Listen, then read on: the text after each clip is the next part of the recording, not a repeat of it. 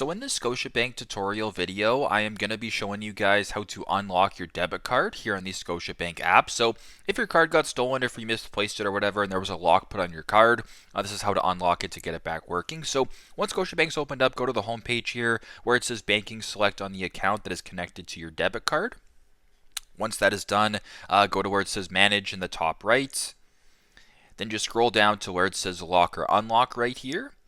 Now, if your card is locked, it'll say locked right here, and the lever will be slided to the right. Now, in my case, it is unlocked, so if you just go ahead and make sure that you press it, and it turns into gray, it'll show that your card is now unlocked, which it is showing now in this situation here. So, very simple, very straightforward, but that is how to unlock your debit card here on the Scotiabank app. Thanks again for watching, and I hope this video helps.